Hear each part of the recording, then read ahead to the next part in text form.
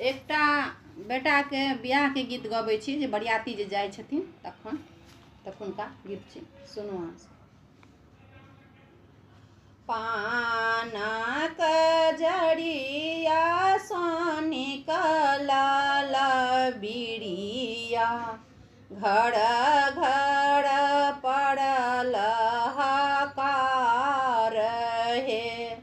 पानक जड़िया सँ निकलल बिरिया, घर घर पड़ल हाकार हे। किनकर बगिया एतेक दाल उपजल, के साजल बरियात हे। किनकर बगिया एतेक दाल उपजल, के साजल बरियात हे। समाधि के बगिया एतेक दाल उपजल, बाबा साजल बरियात हे। समाधि के बगिया एतेक दाल उपजल, बाबा साजल बरियात हे।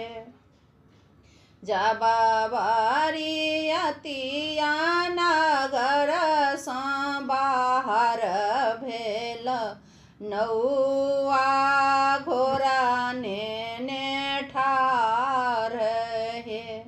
जब बरियतिया नगर सँ बाहर भेल, नौआ घोड़ा नेने ठाढ़ हे। देवौरे नौआ सोना के घोड़बा, गौरे गावन हम जाब हे। देवौरे नौआ सोना के घोड़बा, गौरे गावन हम जाब हे। जब बरियतिया दरबजा बीच आओल, चिड़िया कलश नेने ठाढ़ हे। जब बरियतिया दरबजा बीच आओल, चिड़िया कलश नेने ठाढ़ हे।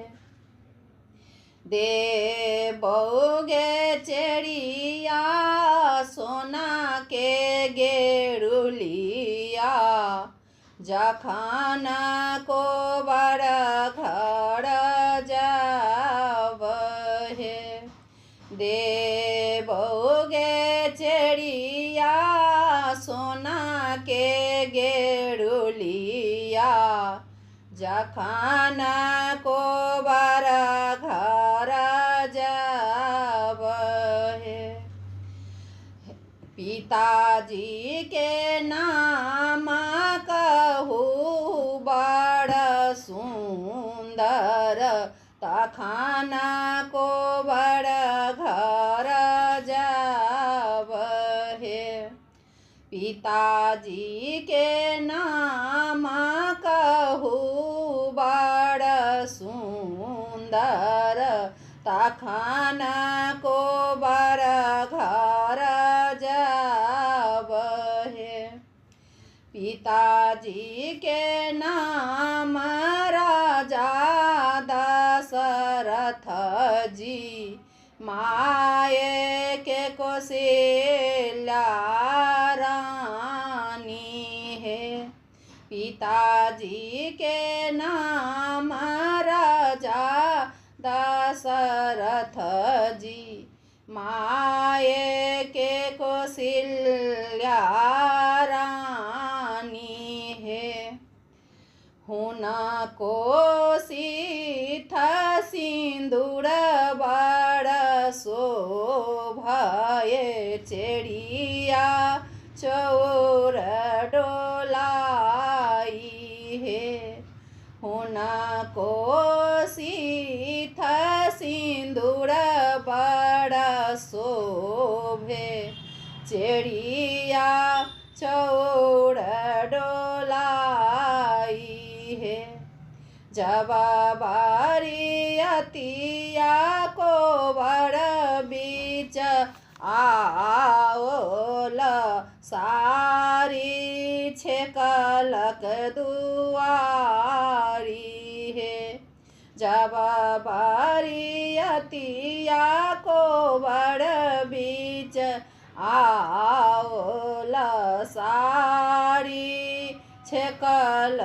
दुआरी हे आपन बहिनिया बहिनोया हमारो दये दिया तखन को बर घर जाब हे आपन बहिन बहिनोया हमरो दये दिया तखन को बड़ घर जाब हे हमारो के कुल बहिन नहीं जनमाल राम लखन दुए भाई हे हमारो के कुल बहिन नहीं जनमाल